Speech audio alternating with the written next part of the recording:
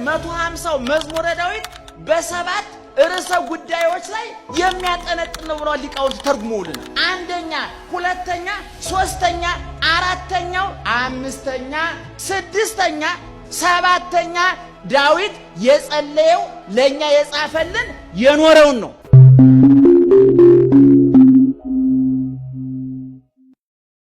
መዝሙረ ዳዊት በጥቅሉ 150 ነው። በመዝሙረ ዳዊት ምዕራፍ የሚባል የለም። አንዳንድ ሰዎች ምዕራፍ ይሄን ያህል መዝሙሩ ሲጠቅሱ የዳዊትን ምዕራፍ ይጠቅስ። በመዝሙረ ዳዊት ምዕራፍ የለም። በሌሎች መጻሕፍት ምዕራፍ አለ፣ ቁጥር አለ። በሌሎች የቤተክርስቲያን መጻሕፍት ደግሞ አንቀጽ አለ። አንቀጹ እንደ ምዕራፍ ይቆጠርና ቁጥሩ ደግሞ እንደ ምዕራፍ የሚቆጠርበት አለ። ስለዚህ መዝሙረ ዳዊት ምዕራፍ የሚለን መዝሙር 1 መዝሙር 2 ነው። በአጠቃላይ 15 ንጉስ ነው የሚባለው። 10 እየተባለ 15 ንጉስ ነው። ወይም ደግሞ የሰኞ የማክሰኞ የረቡዕ የሐሙስ እስከ እሑድ ድረስ አባቶቻችን መኃልየ ዘሰሎሞን 5ቱንና 15ቱን መኃልየ ነቢያት ጨምረው 150ውን የዳዊት መዝሙር አድርገው 170ውን በጥቅሉ ከሰኞ እስከ እሑድ ድረስ መቼ ምን መጸለይ እንዳለበት ወስነው ደንግገው አስቀምጠውልናል። በእውነት ዳዊት ደጋሚ ማለት ነው። ደጋሚ ነው ሲባል ምን ማለት ነው? እሺ ድግምት ምንድነው? ድግምት ሲባል ትሰማላችሁ አለ። አስማት ምንድነው?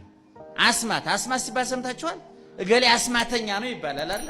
በጣም የሚያሳዝነው ነገር ከግዙ አስማት ማለት ስም ሲበዛ አስማት ነው፣ ስሞች ማለት ነው።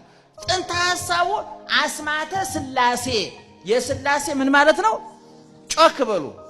አስማተ መላእክት የመላእክት ስሞች። የኢየሱስ ክርስቶስ አስማተ ክርስቶስ ብንል የክርስቶስ ምን ማለታችን ነው? ስሞች ማለታችን ነው። ጠንቋዮቹ እነዚህ አጭበርባሪዎቹ ስሙን ደግሞ ደጋግሞ በመጥራት የሰውን ጆሮ በማደንዘዝ ሰውየው ጆሮው ሲደነዝዝ ኪሱ መግባት ነው ዓላማቸው፣ መቀማት ነው ዓላማቸው። ግን ጥንተ ሐሳቡ አስማት ማለት ስም ያለው ሲበዛ አስማት ነው። አስማተ ሥላሴ ጽሑፍ በከተማ ርዕሱ ይላል። የሥላሴ ስሞች በራሱ ላይ ተጽፎበታል ማለት ነው። ድግምት ደጋሚ ማለት በቤተ ክርስቲያናችን ጸሎተኛና ደጋሚ ይለያያል። አሁን እዚህ ውስጥ ያላችሁ ሰዎች ልትጸልዩ ትችላላችሁ። ደጋሚነት ደረጃ አልደረሳችሁ፣ እኛም አልደረስን። የጥንት አባቶቻችን ደጋሚዎች ናቸው። ምን ማለት ነው? ለምሳሌ በጣም በምታውቁት ለመናገር ብሞክር አቡነ ዘበሰማያት ይችን ብቻዋን 12 ጊዜ ይሏታል። ይትቀደስ ስምከ ይሄን 12 ጊዜ ይሉታል። ስለዚህ ምን አደረጉት ማለት ነው? አቤት ደጋገሙት ማለት ነው። አንዷን ቃል እየደጋገሙ እስከ 21 እስከ 49 ድረስ አንዷን ቃል በመደጋገም ይጸልያሉ። ስለዚህ አባገሌ ዳዊት ደጋሚ ናቸው ይባላል። ውዳሴ ማርያም ደጋሚ ናቸው ይባላል። እየደጋገመ የሚጸልየውን የሚያዳምጥ ማለት ነው። ምእመናን የምትጸልዩትን ትሰሙታላችሁ? ይቅርታ አድርጉልኝና የምትጸልዩ ትሰሙታላችሁ? ስትጸልዩ ጸሎታችሁ መጀመሪያ እግዚአብሔር ከመስማቱ በፊት እናንተ ልትሰሙት ይገባል። ምን ማለት ነው ይሄ? አንዳንድ ሰው ይጸልይ ምን ያደርጋል? እንኳን እግዚአብሔር እኮ ራሱ አልሰማውም። ይገርማችኋል። መጀመሪያ ጸሎታችን ልንሰማው የሚገባው ማን ነው? ጮክ ብላችሁ ንገሩኝ። ማን ነው ሊሰማው የሚገባው? እኛ ነን። እኛ ሰምተን አጣርተን ነው ካፋችን የወጣው ጆሮአችን ደርሶ በጆሮአችን በኩል ወደ እግዚአብሔር ያደርጋል። መስማት የተሳናቸው ሰዎች አይታችሁ እንደሆነ ንግግራቸው ለምንድን ነው የሚበላሸው? አይታችኋል? መስማት የተሳናቸው ወንድሞቻችን አሁን ልክ ጆሮአቸው መስማት ሲያውቁም ንግግራቸው ይበላሻል። ለምንድን ነው? የሚናገሩትን ስለማይሰሙት አረጋግጠው አይልኩትም ወደ ሌላ ሰው። ልክ ጸሎትም ስንጸልይ እኛ መጀመሪያ መስማት ያለብን እኛ ነን። እንደዛ ለማድረግ አንድ አማኝ መሆን፣ ሁለተኛ አድናቂ መሆን፣ ሶስተኛ በፍቅር መጸለይ ነው። ልክ እግዚአብሔር ፊት ሲቆም አንድ ሰው አሁን የቆምኩት እግዚአብሔር ፊት ነው። በጽባህ እቀውም ቅድሜከ ዋስተርኢ ለከ በጧት በፊት እቆማለሁ አለ ቅዱስ ገብርኤልም ለዘካርያስ። በእግዚአብሔር ፊት የምቆመው እኔ ማን ነኝ አለ? ገብርኤል ነኝ አለ። በእግዚአብሔር ፊት ነው የቆምኩት፣ አባቴ ፊት ነው የቆምኩት። የተቸነከሩ እጆቹን፣ የተቸነከሩ እግሮቹን፣ በጥፊ የተመታ ፊቱን፣ አሞት ኮምጣጤ የጠጣ አፉን፣ ምራቅ የተጠፋበት ፊቱን፣ የሸዋግ የተደፋበት ራሱን፣ ከራስ ፀጉሩ እስከ እግር ጥፍሮቹ የተቀበለውን መከራ እያያችሁ በፍቅር ስትዋጡ አይሰለቻችሁ? አንዳንድ ሰው እኮ መዝገበ ጸሎት ይዛል። ትልቁን መዝገበ ጸሎት የመጀመሪያው ሰሞን አይታወቀውም፣ ወረት ላይ ስለሆነ እየሰለቸ ሲመጣ ምን ያደርጋል? እስቲ ቆይ ስንት ገጽ ቀረኝ? ውይ ጋዜጣ ነው እንደዛ የሚነበበው። ጸሎት ስንት ገጽ ቀረኝ ብሎ ጸሎት አይጸልይም። ስለዚህ በአባቶቻችን ዳዊት ደጋሚ ማለት እየደጋገሙ የሚጸልዩ ማለት፣ ድግምት ማለት መልሶ መላልሶ የሚደገም ማለት ነው። በዛ በመጥፎ በኩል ደግሞ ቅድም እንደነገርኳቸው ጨጨጨጨ ዘዘዘዘዘ እያሉ ፊደል እያጋጩ ይህን የማያውቀውን የዋህ ሕዝብ በአቋራጭ መክበር የሚፈልገውን ገንዘቡም ግንዛም የተሰለበውን ፊደል በመደርደር ይገፉታል፣ ይሰርቡታል። እነዛ ፊደል በመደጋገም ስለሚያታሉ ደጋሚዎች ይባላሉ። አባቶቻችን ግን አባ ገሌ ዳዊት ደጋሚ ናቸው፣ አቡነ ገሌ ዳዊት ደጋሚ ናቸው ማለት ምን ማለት ነው? ከመጸለይ ደረጃ አንድ ከፍ ብለዋል ማለት ነው። ስለዚህ መዝሙረ ዳዊት 150 ነው ብያቸዋለሁ። በመዝሙረ ዳዊት ቅድም እንዳልኳችሁ አባቶቻችን ስለ ጸሎት እምንጸልየውን ወስነው አስቀምጠዋል። አንደኛ መዝሙረ ዳዊት፣ ሁለተኛ ውዳሴ ማርያም። እንደ አቅማችን ከአቅም በላይም አይጸለይም። አንድ ምዕመን 2 ሰዓት 3 ሰዓት ተገትሮ መጸለይ አይጠበቅበትም። ለምሳሌ ጧት ክፍለ ሀገር 62 ሰው ጭኖ የሚሄድ ሹፌር ሌሊቱ ሙሉ ተገትሮ አድሮ ጸሎተኛ ነኝ ብሎ እያንቀላፈ መኪና ቢገለብጥ ማን ነው ተጠያቂው? ማን ነው ተጠያቂው? እራሱ ነው። ለጥ ብሎ አድሮ ጧት ተነስቶ ፊት ታቦ ጌታዬ በሰላም አድርሰኝ ብሎ መኪናውን መንዳት ነው። መነኩሴው በአንጻሩ ደግሞ እግዚአብሔር ያውቃል ለጥ ብሎ ጧት ተነስቶ ደግሞ በሰላም ወለዴ ፌዝ ይባላል፣ ቀልድ ይባላል። ሁሉም ምድብ አለው። እየሰማችሁ ነው? ምድብ አለው። ስለዚህ በመዝሙረ ዳዊት አባቶቻችን አንዱ እንዲጸለይ የወሰኑት መዝሙረ ዳዊት ነው። እኔ አሁን በእውነቱ የመጣ የጸሎት አይነት በጣም ነው የምናዝነው። እኔ ባረቶስ የሚባል ጸሎት መጥቷል። ያልመጣ ጉድ የለም። መጀመሪያ የበላችሁ ያቀራታል በላይ ጎርሷታል ብላ አማርኛል። መጀመሪያ የተመደቡ ጸልዩት እስኪ ዳዊት መጽሐፍ ቅዱስ ውስጥ ያለ ዳዊት 150 ብቻ አይደለም። ሊቃውንተ ቤተ ክርስቲያን ከብሉይ ኪዳን ዳዊትና ኢሳይያስ ባይኖሩ ብሉይ ኪዳን ባዶውን ይቀር ነበረ። ከሐዲስ ኪዳን ቅዱስ ጳውሎስ ባይነሳ፣ ከሊቃውንት ቄርሎስና ዮሐንስ አፈወርቅ ባይነሱ ትርጉም ያጣ ነበር ይላል። ስለዚህ መዝሙረ ዳዊት የማያካትተው ነገር የለም። እንደው አጠር አድርጌ በመዝሙረ ዳዊት የሚጠቃለሉትን ሐሳቦች ልንገራችሁ። 150ው መዝሙረ ዳዊት በ7 ርዕሰ ጉዳዮች ላይ የሚያጠነጥን ነው ብለው ሊቃውንት ተርጉመውልናል። እኔ አይደለም የምነግራችሁ፣ ትርጓሜ ቤት ሊቃውንት ያስተማሩት ነው የምነግራችሁ። 150ው መዝሙረ ዳዊት በ7 ርዕሰ ጉዳዮች ሊጠቀለል ይችላል። አንደኛ መዝሙረ ዳዊት ውስጥ ፍቅር አለ። አፍቅሮ ጸሎት፣ ጠላትን መውደድ፣ ከቂም ከበቀል የነጻ ጸሎት መጸለይ። 16ኛው መዝሙር ላይ እንዲህ የሚል ቃል ተጽፏል። አንሰ አቀብኩ ፍናወ እጹባተ፣ ጭንቅ የሆነውን መንገድ ጠበቅኩ ማለት ምን ማለት ነው? ጠላቴን እጄ ላይ ጥሎልኝ ታውኩት ማለት ነው። በመጽሐፈ ሳሙኤል ቀዳማዊ ምዕራፍ 23 ላይ ስትመለከቱ ዳዊት ሳኦል እያሳደደው በረሃ ገብቶ ነበረ ሸፍቶ። በኋላ ሳኦል ዳዊትን ለማደን 3000 የሰለጠነ ወታደር የታጠቀ ወታደር ይዞ ዳዊትን ለማሳደድ ወደ በረሃ ገባ። ከዛ በኋላ በዛን ጊዜ እንደዛሬ የተዘጋጀ መጸዳጃ ቦታ የለምና ንጉሱ ዳዊትን ሊገል ሄደው ሳኦል ማለት ነው ሊጸዳዳ ጫካ ውስጥ ገባ። ሱሪውን አልቆ ቁጭ እንዳለ ዳዊትና የዳዊት ወታደሮች አዩት። እንግዲህ ልብ አድርጉ፣ ሱሪውን አልቆ ቁጭ ያለ ንጉስ ለማጥቃት ከባድ ነው ምእመናን? ንገሩ። ከባድ ነው አይደለም። በጦር ወርውሮ መግደል ይቻል ነበር። በኋላ ዳዊት አየው። ወታደሮቹ ምን አሉ? እግዚአብሔር ዛሬ ጠላትህን እጅህ ላይ ጥሎልሃል፣ በአንድ ውጊያ አስቀረው አሉት። እናንተ ከኔ ጋር ምን ጠባላችሁ? እግዚአብሔር በሾመው ላይ እጄላን አላነሳም አለ። ልብ አድርጉ።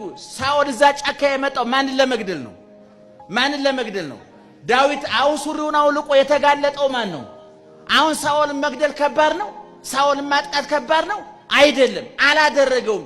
አንሰ አቀውኩፍና ወጹባተ ጭንቅ የሆነው መንገድ ጠበቁ ሕግ ጠበቁኝ ማለት ጠላቴን እጄ ላይ ጥለህልኝ አሳልፌ የሰጠሁኝ አንተ ተበቀልልኝ ብዬ ላንተ አሳልፌ የሰጠዋል። በኋላ የዳዊት ወታደሮች እባክህ አንተ እንኳን ለመግደል እግዚአብሔርን ብትፈራ ለኛ ፍቀድልን እንግደለውና እንገላገል አሉት። እናንተ ከእግዚአብሔር ጋር ልታጣሉ ነው አይሆንም ማለት። የሚገርማችሁ ነገር በመጨረሻ ሳኦል በገዛ ሰይፉ ነው ራሱን ያጠፋው። ማን ተበቀለለት ለዳዊት? እግዚአብሔር። አሁን አንዱ በመዝሙረ ዳዊት ውስጥ አንዱ ያለው ፍቅር ነው። ሁለተኛ ሃይማኖት ነው ያለው። አንድ መዝሙር ከፍቅር ቀጥሎ ሃይማኖትን መስበክ አለበት። ይሄኛው ደግሞ በ21ኛው መዝሙረ ዳዊት እያልኳችሁ ብጽፉትና ብታነቡት በጣም ደስ ይለኛል።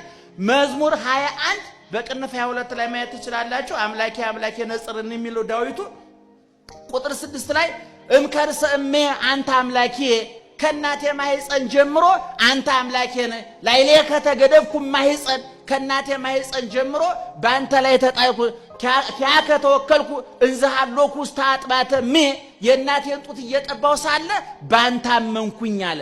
ይሄ ሃይማኖት ነው። ከናቱ ማህፀን ጀምሮ ከአባቱ አብራክ ተከፍሎ በእናቱ ማህፀን ተዘርቶ ሰኩኖ ቅርጽ ይዞ ከመውጣቱ በፊት ጀምሮ በማን ያምን ነበረ? በእግዚአብሔር ያምን ነበር። ስለዚህ ሁለተኛ ሃይማኖት፣ ሶስተኛ ትህትና አለ በመዝሙረ ዳዊት ውስጥ ትህትና። አንሰ እፄ ወአኮ ሰብ በመዝሙረ ዳዊት አሁንም በዛው በ21ኛው መዝሙር ላይ አንሰ እፄ ወአኮ ሰብ እኔ ትል ነኝ እንጂ ሰው አይደለሁም አለ። ማን ነው ያለው? ጮክ ብላችሁ ንገሩኝ። ማን ነው ያለው? ዳዊት ምንድነው? ንጉስ ነው።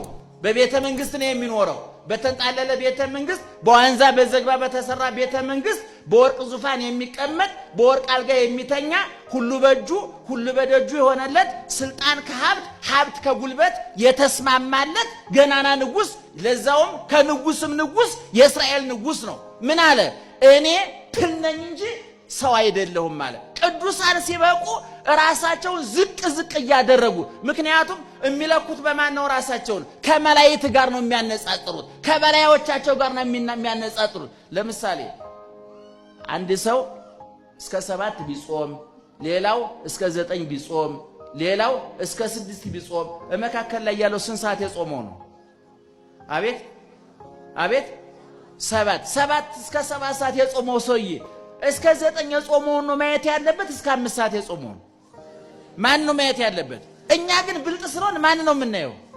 ተመስገን ጌታዬ ይሄ በ5 ሰዓት ቀረጠፈ፣ እኔ ግን 2 ሰዓት ታግሼ 7 ሰዓት ሞላኝ።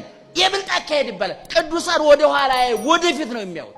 ቅዱሳን ሲበቁ እነ ሚካኤልን እነ ገብርኤልን ረቂቃኑን ስለሚያዩ ትህትና ከትህትና ወደ ትህትና ነው የሚሉ። ቅዱስ ጳውሎስ በቆሮንቶስ 15 ላይ ወድኅረ ኩሎሙ አስተርአየኒ ሊተኒ ዘመስል ጻይጻ ለተላላቆቹ ሐዋርያት ከተገለጠ ከታየ በኋላ በመጨረሻ ለጭንጋፉ ለኔ ተገለጠልኝ አለ።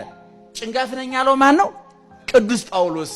ቅዱስ ጳውሎስ ማለት እኮ እስከ ገነት እስከ የመላእክትን ዓለም አይቶ የመጣ በልብሱ ቁራጭ አይን የሚያበራ ድውይ የሚፈውስ ኢየሱስ ክርስቶስ ምርጥ ዕቃ ብሎ የመሰከረለት ኢየሱስ ክርስቶስ የአሕዛብ ብርሃን ብሎ የመሰከረለት የበቃ የነቃ ቅዱስ መናኝ ባህታዊ ነው።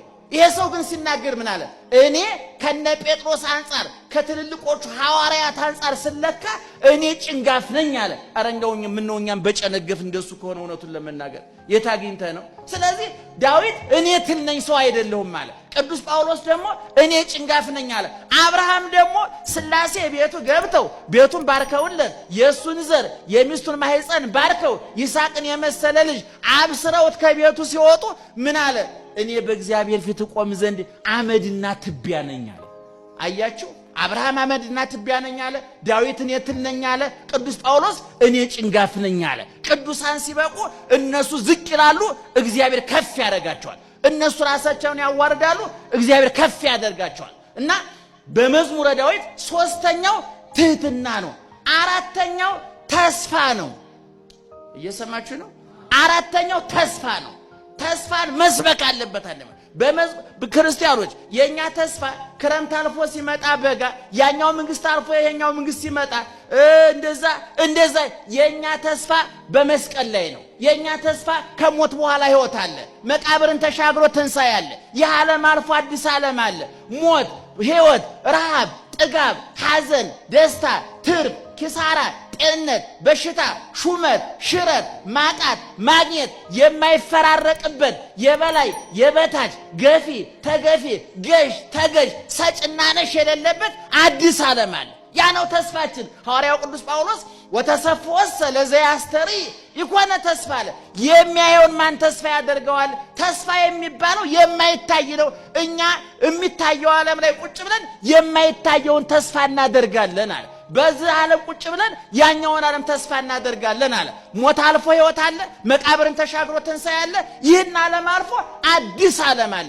እዛ እንገባለን። ምእመናን እንደተንከራተት እንደተገፋን እንዳለቀስ እንደተጎሰም እንደተከፋን አንገታችን ተቆርጦ አንጀታችን ደፍተን አንጀት ተንገላጥን አንቀርም። አባታችን ይመጣል፣ ወደ መንግስቱ ይጠቀልለናል። እኔ ሁልጊዜ እላለሁ እኔ አይታየኝም ምእመናን። እንኳን ዘወትር ጨለማ ውስጥ መኖር መብራት ሲሄድ ያንገሸግሻል። ነገር ግን ወደ መቃብር ሲወርድ ሁሉም አይነ ስውር ይክበር ይመስገን እግዚአብሔር። አይናማ ሬሳ አለ እንዴ? አለም እናንተ ሰፈር አለ አይናማ ሬሳ አለ? እነዚህ ስም የሰዋዕታት ጠቅላላ እኮ ከእናታችን ማህፀን ስንወጣ ኦን ይደረጋሉ።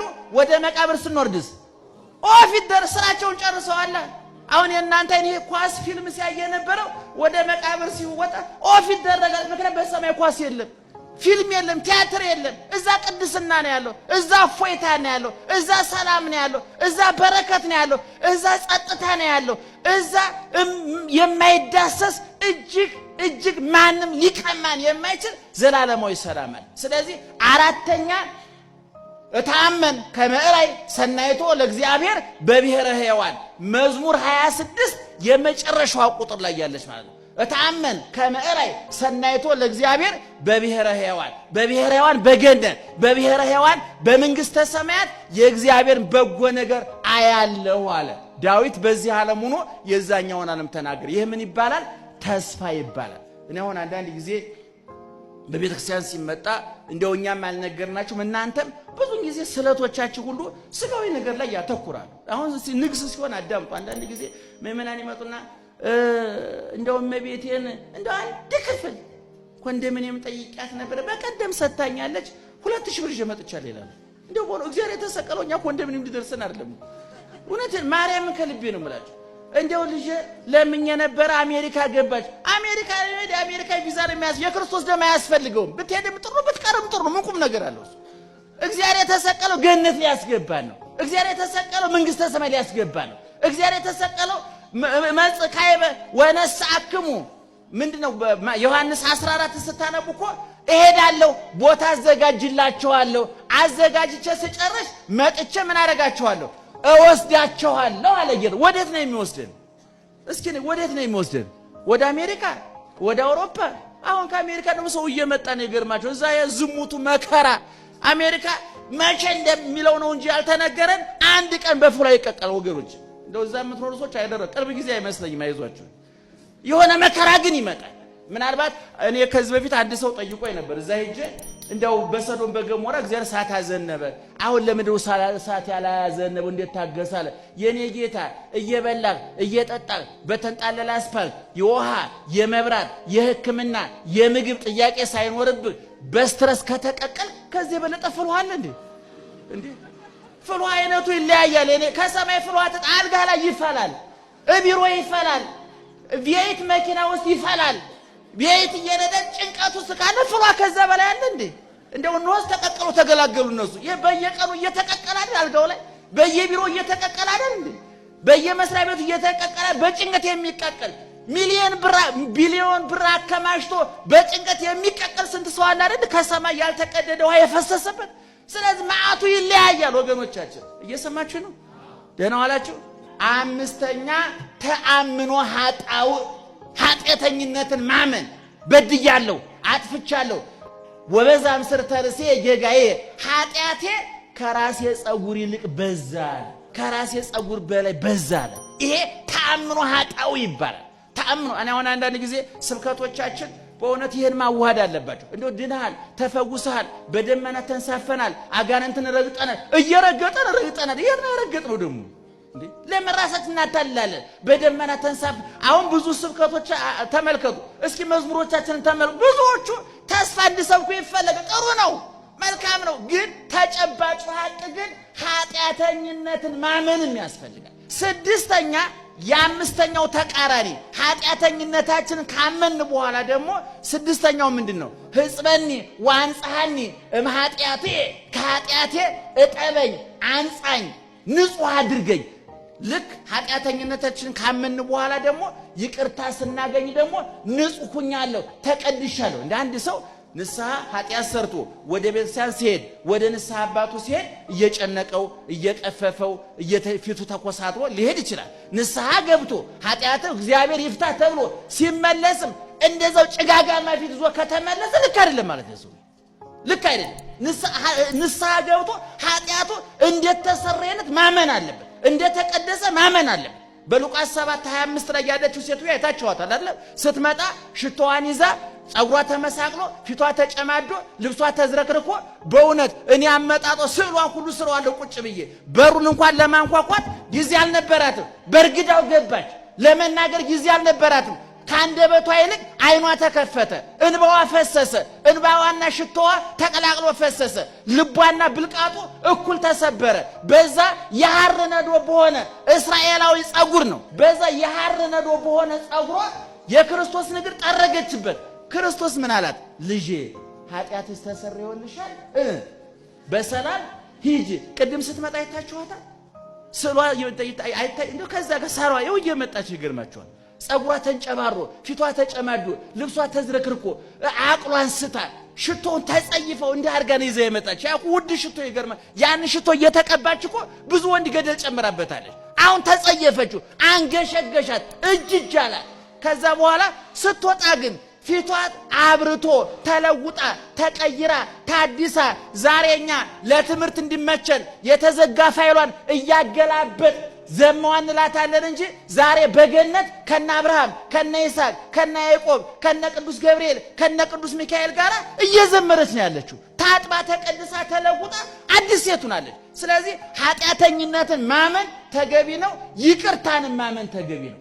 ሰባተኛ ዘረወ ወወሀበ ለነዳይ መዝሙር 111 ላይ ያለ ነው። ደግሞ ዘረወ በተነ ወወሀበ ለነዳይ ለድሃ ሰጠ።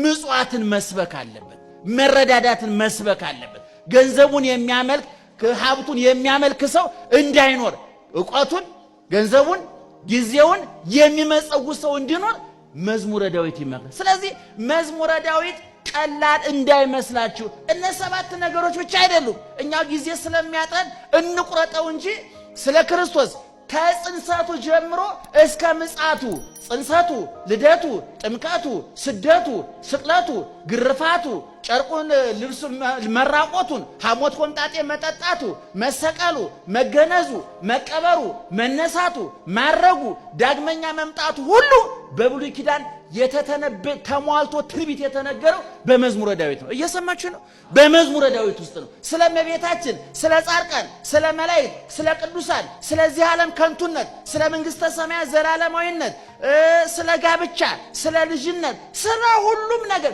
ዳዊት ንብ ነው።